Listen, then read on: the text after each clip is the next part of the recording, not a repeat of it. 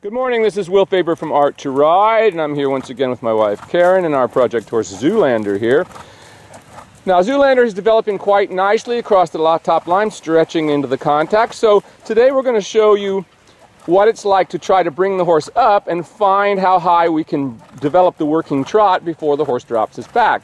Being the whole point. We find the horse's position in the stretch, and then all you simply have to do is bring the pole up as high as you can without the horse losing its back. That's what the goal of the rider is. And that the horse will tell you what it's ready to do, because it will drop its back if you bring it up too high.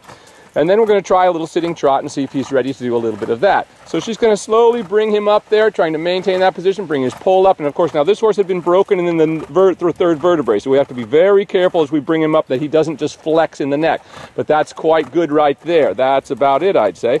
And now let's try a little sitting trot on him. Introduce that and see if he can sustain the rhythm. Lost it there only for a moment there, but he's able to do it. Very nice, and about the level. Now you see him just getting a little broken over in the neck there, so she's going to let him back out and let him stretch back out again. So those are the things we have to be very conscious when we retrain these horses that have been over-flexed in the third vertebrae of the neck. We have to be very careful as we bring them up, because they will just break over in that neck, and that will establish that problem. So we have to be very careful. It takes quite a while and careful work to get rid of that break in the neck as we let those ligaments shorten and redevelop correctly. So now she's going to bring him back up again. Let's find the highest he can come in the working trot again without losing the back. Right about there, I'd say. Very nice. And now try to bring him up a little higher and see what happens, just to show the folks at home. There you go. Now that's pretty good. She was able to sustain it. But he's losing the back end just a little bit, so she has to give him a little boost there. Sometimes we have to test the waters there a little bit.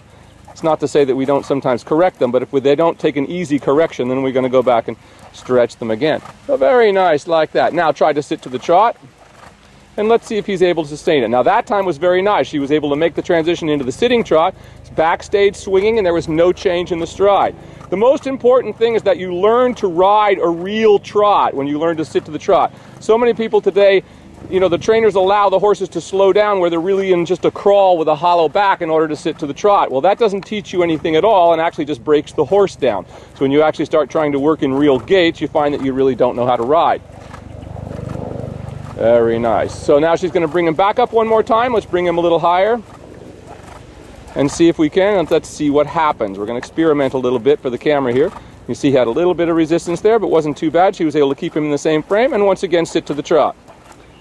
And notice that we only do this sitting trot. Very nice. She was able to get in the saddle that time. There was no change of frame, no change of the position. He didn't break at the third vertebrae in the neck. That's what we're looking for. And then right back into the rising trot and back into the stretch. So you see what little short periods of time we do this. With a young horse, you should never drop your stirrups and ride them for half an hour at a time with no stirrups. It will destroy their backs. So it's one of the things you need to remember when you're developing horses. It's very different than if you have an old schoolmaster. The Spanish riding school would always say, well, people need to be on lunge lines and this sort of thing when they learn to ride, but they forgot to tell you that you need a 15-year-old schoolmaster with 10 years of correct work in order to do that on. So when you try to do that on a young horse, you end up destroying their back, and that's what's happened to many, many horses. Beautiful. Very nice. And back into a walk. Thank you once again. This is Will Faber from Art to Ride. We'll see you next time.